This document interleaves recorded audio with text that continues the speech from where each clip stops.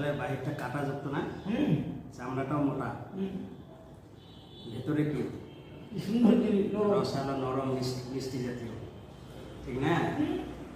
তাহলে কোনো কিছুর বাহিরটা দেখেই মূল্যায়ন করতে হয় না, আর প্রকৃত মূল্যায়নটা হচ্ছে ভেতরে কি আছে।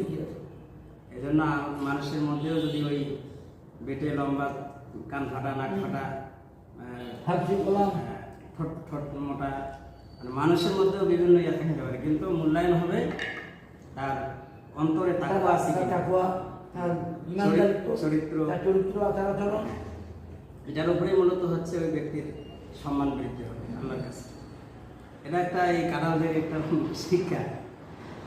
সবচেয়ে শিক্ষা পাই যে পাউরুটি কেন খাচ্ছি, মুড়ি দিয়ে প্রায় খাই, কারণ পাউরুটি খাচ্ছি, এটা আলাদা করে খাচ্ছি।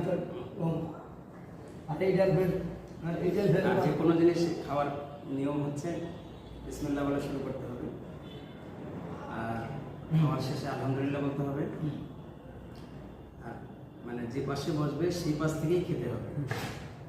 মানে কুলু আশরাবু ওয়ালা তুসরিফু, আল্লাহ সুবহানাহু ওয়া তাআলা বলেন খাও, পান করো, অপচয় করো না। অপচয় করা যাবে না, এদিক খেয়াল রাখতে হবে। খাওয়ার নীতিমালা আমি খাই পাবো না কেন?